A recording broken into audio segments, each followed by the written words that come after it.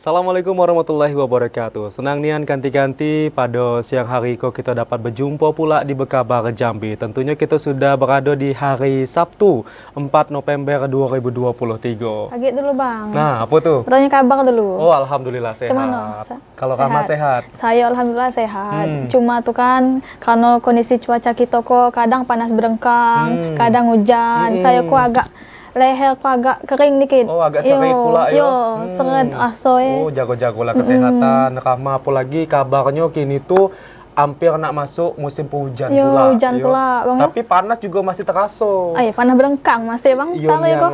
Tetap juga kesehatan supaya tetap produktif ya Rahma yo. Nah bang, kabar-kabar apa banyak nak kita sampaikan ke kanti-kanti ko, Sari ko? Nah tentunya kita juga sudah punya banyak kabar menarik yang bakal kita berikan ke kanti-kanti dimanapun berada. Yang pertama itu ada sekitar 52 hektar lahan terbakar di 7 kecamatan di Kabupaten Tanjung Jabung Timur. Selanjutnya kanti-kanti Provinsi Jambi mulai memasuki awal musim hujan. Dan selanjutnya Polres Sarolangun petakan wilayah rawan pemilu tahun 2024. Macam mana berita selengkapnya? Tentunya bersama saya Ahmad Solehin. Saya Rahmatul Uzma, Iko Bekabar Jambi. Selengkapnya.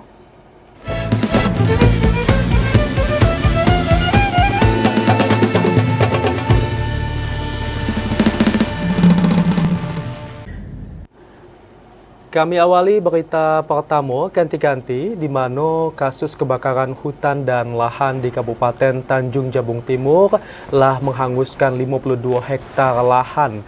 Penyumbang luasan terbanyak berasal dari vegetasi gambut. Karhutlah di Kabupaten Tanjung Jabung Timur terus terjadi. Beberapa hari lalu terdapat penambahan 2 hektar lahan terbakar di Kecamatan Sadu. Berdasarkan data BPBD setempat, sudah terjadi 28 karhutla di bumi sepucuk Nipa Serumpun Nibung sepanjang tahun 2023. Luasan yang terbakar hingga kini mencapai 52 hektar yang berasal dari vegetasi gambut dan mineral. Kepala Pelaksana BPBD Kabupaten Tanjung Jabung Timur Helmi Agustinus mengatakan banyaknya kejadian karhutla dipengaruhi oleh fenomena El Nino. Padahal fase El Nino pada tahun IKO masih dalam kategori rendah sampai moderat. Kendati sudah berjalan 10 bulan, kasus karhutla di tahun IKO ternyata melonjak drastis jika dibandingkan dengan tahun 2022 yang cuma 4 hektar dengan 2 kasus. Catatan lonjakan IKO turut menjadi atensi pemerintah setempat. Dari luasan karhutla tahun IKO, 7 kecamatan terdampak yakni Nipah Panjang, Geragai, Dendang, Rantoraso, Muaro Sabak Barat, Mendahara Ulu, dan Sadu sebagai penyumbang luasan terbanyak dengan 5 kasus yang menghanguskan 20 hektar lebih lahan gambut. Terhadap hal tersebut, status siaga darurat karhutla di Kabupaten Tanjung Jabung Timur diperpanjang hingga 1 bulan ke depan, dimulai dari tanggal 1 Oktober hingga 30 November mendatang. Berdasarkan prediksi BMKG, kemarau El Nino diperkirakan masih akan terjadi. Bulan November 2023 mendatang baru akan mulai memasuki musim penghujan. Klifa Patria, TPRI Jambi melaporkan. Selanjutnya kanti-kanti kebakaran hutan dan lahan di Kabupaten Batanghari hingga saat IKO masih terus ditemukan.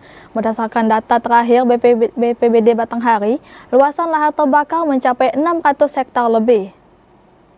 Meski guyuran hujan sempat mengguyur Kabupaten Batanghari, namun kondisi IKO seolah belum mampu menekan kasus karhutla. Hal itu terlihat dari masih terdeteksinya titik api di sejumlah kawasan yang mencapai 721 titik api. Titik api itu tersebar di 8 kecamatan dalam wilayah Kabupaten Batanghari.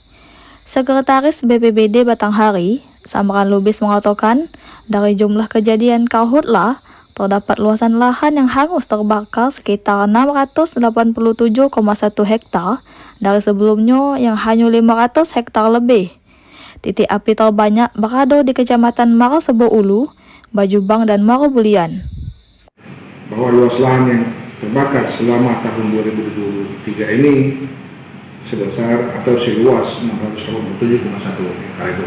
Sebanyak sesuai dengan titik hotspot yang dikirimkan oleh BMKG, kita update mulai dari Januari sebanyak 721 kali. Meski Pemkab Batanghari intensif melakukan imbauan kepada masyarakat, namun belum mendapat respon positif dari sebagian besar masyarakat, khususnya pemilik lahan perkebunan. Ade Juniawan, TVRI Jambi melaporkan.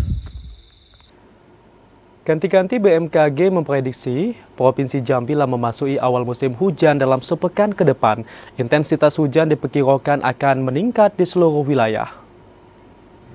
BMKG memprediksi awal musim hujan lah terjadi di Provinsi Jambi. Bahkan dalam satu pekan ke depan diprediksi terjadi peningkatan intensitas hujan sedang hingga lebat di seluruh wilayah Provinsi Jambi. Terjadinya awal musim hujan Iko disebabkan karena adanya peralihan arah angin atau monsun Australia menjadi monsun Asia.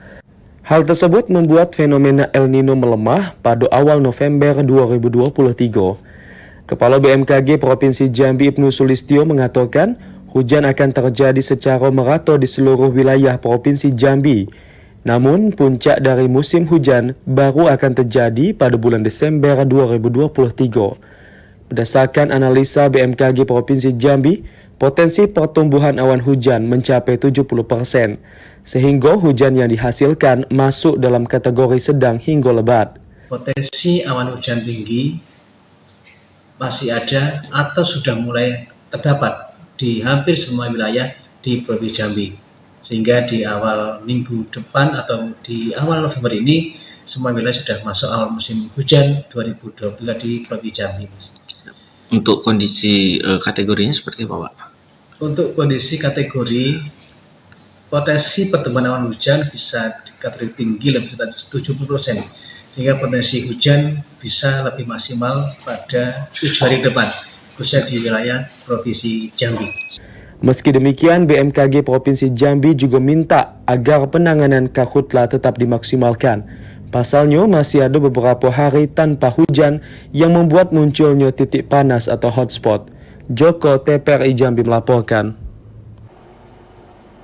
Nah, kanti-kanti jangan nak beranjak dulu karena kami masih nak menyiapkan informasi yang penting lainnya usai yang melewati ko. Di antara Iko ada Bawaslu Tanjab Tim yang maksimalkan pengawasan pemilu tahun 2024. Jangan kemana-mana, kanti-kanti.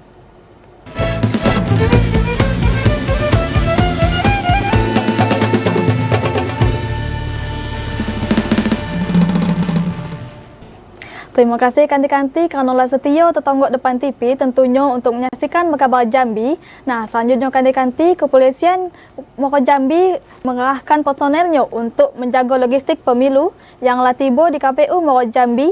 Tak hanya itu, gedung penyimpanan logistik pemilu juga diberi kamera pengawas CCTV. KPU Kabupaten Moko Jambi telah menerima sejumlah logistik perlengkapan pemilu serentak 2024. Logistik itu diantaranya 6.505 kotak suara, 5.184 bilik suara, dan 124.697 segel. Logistik yang telah tiba langsung disimpan di gedung milik KPU Moko Jambi. Logistik pemilu Iko dijaga ketat oleh pihak Polres Moko Jambi dengan mengerahkan 4 personel untuk menjaga keamanan di kawasan gedung penyimpanan logistik pemilu. Tangan logistik khususnya di KPU Kabupaten Muaro Jambi sini sudah tahap ketiga kalau yang kemana sebenarnya sudah 3 kali. Jadi memang yang datang baru kotak suara, bilik suara, segel dan tinta. Untuk surat suara kemungkinan nanti menjelang saat pencoblosan di bulan Februari. Untuk personel kami plotting 6 orang dengan sistem jaga persib bergantian di kantor KPU, kantor Bawaslu serta saat ini di gudang logistik. Selain dijaga ketat oleh pihak kepolisian, gedung penyimpanan logistik juga diberi kamera pengawas CCTV atau televisi sirkuit tertutup yang dipasang oleh pihak penyelenggara pemilu. CCTV tak hanya dipasang di dalam gedung, namun juga berbagai posisi luar gedung. Azam Afnan, TVRI Jambi melaporkan. Bawaslu Kota Jambi ingatkan KPU untuk pengamanan non-teknis terhadap logistik pemilu. Pengamanan itu dilakukan agar kondisi logistik tetap terjaga dengan baik hingga selesainya penyelenggaraan pemilu serentak 2024. Sejumlah logistik pemilu serentak tahun 2024 telah tiba di Kota Jambi. Beberapa logistik yang telah datang di antara segel suara, bilik suara dan kotak suara. Menyikapi datangnya sejumlah logistik pemilu serentak IKO, Bawaslu Kota Jambi mengingatkan kepada KPU untuk memperhatikan keamanan logistik. Salah sikoe pengamanan non-teknis seperti hujan dan hama. Logistik pemilu serentak sangat rentan nian terhadap hujan dan hama. Tak cuma itu baik, KPU juga harus lebih intens menjaga logistik pemilu dari gangguan aksi pencurian. Pengamanan IKO dilakukan agar kondisi logistik tetap terjaga dengan baik hingga usainya penyelenggaraan pemilihan umum 2024. Yang kita minta tadi sesuai kita sampaikan kepada KPU tadi untuk memastikan hal-hal non teknis.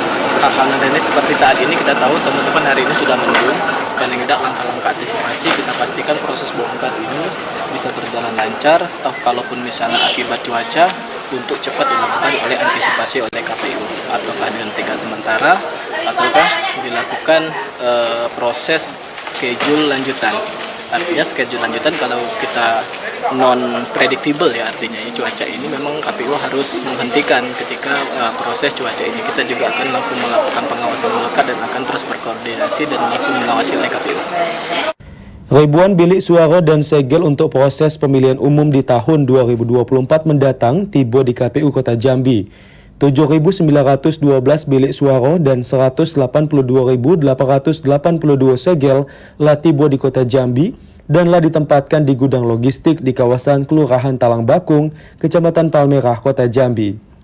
Dari 7.912 bilik suara, terdapat 38 bilik suara dalam kondisi rusak dan kekurangan 18 bilik suara. Saat itu, logistik pemilu yang rusak dan kurang masih dalam proses penggantian. Asyar TVRI Jambi melaporkan. Selanjutnya kanti minimnya jaringan komunikasi serta sulitnya akses transportasi di sejumlah wilayah pedalaman dalam wilayah Kabupaten Sarolangun menjadi ancaman rawan pemilu serentak pada 2024 mendatang. Menjelang masuk kampanye dan pemilihan umum serentak 2024, Kepolisian Resort Polres Sarolangun telah melakukan pemetaan kecamatan dan desa serta dusun yang masuk kategori rawan menjadi atensi khusus dalam pengamanan di setiap tahapan pemilu 2024. Kabak Ops Polres Sarolangun, Kompol Ahmad Bastari Yusuf mengatakan, dalam penentuan daerah rawan atau tidak harus mempunyai dasar untuk menjadi titik acuan para personel. Serta pihaknya juga mempelajari dan memperhatikan semua aspek dan unsur sebelum menetapkan wilayah rawan. Berdasarkan pemetaan zona rawan pelaksanaan pemilu, sulitnya akses transportasi dan komunikasi di sejumlah wilayah sebagian desa pedalaman masuk dalam zona 1 tingkat kerawanan. Kerawanan kita itu berdasarkan geografis ya. Pertama biasa geografis karena wilayah kabupaten kita yang terdiri dari 11 kecamatan itu terdiri dari daerah wilayah perbukitan dan sungai dan jalan-jalan yang masih sulit dijangkau. Kemudian kerawanan lain adalah titik komunikasi, ya, jaringan internet yang tidak tercapai. Ada wilayah-wilayah tertentu yang tidak tercapai dengan kondisi komunikasi. Jadi itu kami anggap itu merupakan titik kerawanan. Meski berdasarkan pemilu sebelumnya, kerawanan dan pemetaan wilayah kerawanan masih minim. Namun pada pemilu 2024 mendatang menjadi fokus utama dan perhatian dari jajaran Polres Sarolangun. Edi Kusnadi TVRI Jambi melaporkan. Ganti-ganti Bawaslu mengajak masyarakat untuk mengawal tahapan pemilu 2024. Langkah IKO dilakukan untuk memaksimalkan upaya pencegahan pelanggaran pemilu. Bawaslu Kabupaten Tanjung Jabung Timur terus memaksimalkan pengawasan tahapan pemilu 2024, salah sikoe pengawasan terhadap upaya pencegahan pelanggaran pemilu. Ketua Bawaslu Tanjung Jabung Timur Tarmuzi meminta jajaran Panwaslu Kecamatan dan Kelurahan serta Desa untuk memaksimalkan fungsi pencegahan pada pemilu serentak 2024. Upaya pencegahan sangat penting agar pengawas pemilu dapat mendeteksi lebih awal potensi pelanggaran. Tarmuzi juga meminta masyarakat untuk proaktif dalam mengawal tahapan pemilu. Masyarakat memiliki hak untuk melaporkan kecurangan yang dilakukan oleh peserta pemilu sehingga potensi pelanggaran dalam tahapan bisa ditekan. Kepada seluruh masyarakat juga Mari sama-sama kita kawal pesta demokrasi 5 tahun ini yang berintegritas, transparan dan bermartabat. Dan juga kami juga mengajak kepada seluruh masyarakat, mari sama-sama kita kawal dan mari sama-sama kita ciptakan pesta demokrasi 5 tahunan ini yang sejuk, aman dan damai. Saat itu tahapan pemilu di Kabupaten Tanjung Jabung Timur tengah masuk dalam perancangan daftar calon tetap atau DCT yang akan diumumkan pada 4 November mendatang, serta penyusunan daftar pemilih tambahan atau DPTB dan perekaman KTP elektronik. Klipa Patria, TVRI Jambi melaporkan. Jangan nak kemana-mana dulu kanti-kanti, karena kami masih punya sejumlah informasi menarik lainnya yang akan kami hadirkan usai yang mau lewat iko. Di antaranya polisi tangkap 4 pengedar duit palsu.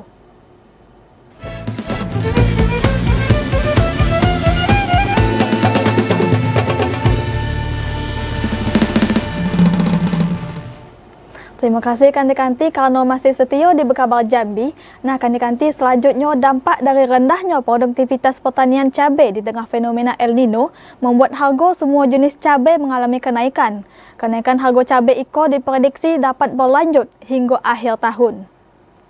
Harga kebutuhan pokok di Pasar Rakyat Kecamatan Moro Sabak Barat mengalami kenaikan sejak sepekan terakhir. Harga cabai merah saat iko mencapai Rp55.000 per kilogram, yang sebelumnya hanya Rp28.000 per kilogram. Salah seorang pedagang, Marianta Nainggolan, mengatakan, selain cabai merah, harga cabai rawit yang sebelumnya masih dijual Rp52.000 per kilogram, kini kok dijual Rp60.000 per kilogram.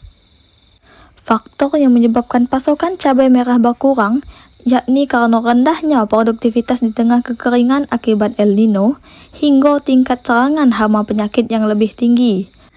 Akibat kenaikan harga cabai, sejumlah konsumen juga mengaku sangat terbebani dan terpaksa mengurangi jumlah pembelanjaan. Klipa Patria, TVRI Jambi melaporkan. Kita beralih ke informasi lain, kanti-kanti, di mana Polres Merangin menangkap 4 orang pengedar duit palsu beserta puluhan juta duit palsu dengan pecahan Rp100.000 dan juga Rp50.000.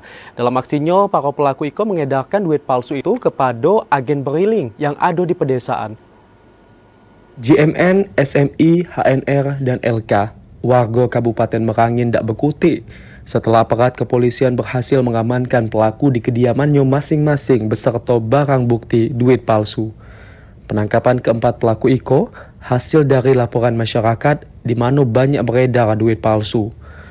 Target pelaku adalah agen beriling yang ada di pedesaan. Setelah melakukan penyelidikan, pihak kepolisian berhasil mengamankan pelaku beserta barang bukti duit palsu yang mencapai Rp59 juta, pecahan Rp50.000 serta Rp100.000. Dari keterangan pelaku, duit palsu itu didapat di wilayah Tangerang, di mana pelaku membeli duit palsu dengan perbandingan 1 juta duit asli dan 3 juta duit palsu. Dan cuma itu, duit palsu yang diedarkan para pelaku iko telah berlangsung sejak lama, bahkan sekitar Rp62 juta duit palsu lah diedarkan. Pertama, hasil pemeriksaan yang kita lakukan ini terkait dengan transfer yang BRI Link tadi yang saya sampaikan di awal, sehingga mereka lapis. Jadi dari segi pok atau setebal uang itu dilapisi dengan memang ada uang asli dan ada memang uang yang diduga palsu, sehingga menyamarkan terkait dengan transfer tersebut. Untuk mempertanggungjawabkan perbuatannya, seluruh pelaku saat itu mendekam di tahanan Mapolres Merangin. Pelaku dijerat dengan pasal 36 ayat 3 Undang-Undang Republik Indonesia Nomor 7 Tahun 2011 tentang mata uang dengan ancaman penjara di atas 15 tahun. Ramadan Carabitakasa, TVRI Jambi melaporkan. Selanjutnya kanti-kanti, hingga saat itu masih ada beberapa lahan jalan tim sesi 3 Jambi yang belum dibebaskan. Targetkan akhir tahun 2023 iko progres pembebasan lahan tol lah mencapai 100%. Hingga saat itu, progres pembangunan jalan tol Sumatera Betung ke Jambi masih terdapat beberapa kendala yang belum diselesaikan. Salah satunya pembebasan lahan di fasilitas umum, musola, sekolah, dan pemakaman. Ditargetkan permasalahan tersebut akan selesai akhir tahun 2023. sehingga tidak ada lagi hambatan yang dapat mengganggu percepatan pembangunan jalan tol tersebut. Kepala Satker Pembangunan Jalan Bebas Hambatan Provinsi Jambi, Beni Kristiawan mengatakan, pihak pengaduan tanah akan merampungkan persoalan tersebut, seperti ganti rugi musola dan pemindahan tanah makam. Sementara untuk fasilitas sekolah, tidak akan dipindahkan karena jalan tol tidak menyentuh bangunan sekolah. Sementara hingga akhir tahun 2023 target pembangunan jalan tol Jambi harus selesai 50%. Sehingga pertengahan tahun 2024 mendatang, jalan tol sudah bisa diresmikan. Joko TVRI Jambi melaporkan. Kanti-kanti sampai di siko kami ngawani kanti-kanti di Bekabar Jambi. Tentunya kami mengucapkan terima kasih kanti-kanti yang menyaksikan kami dan akhirnya saya Ahmad Solihin. Saya Rahmatul Uzma bersama kerabat kerja yang sedang bertugas pamit undur diri. Terima kasih. Wassalamualaikum warahmatullahi wabarakatuh dan sampai jumpa.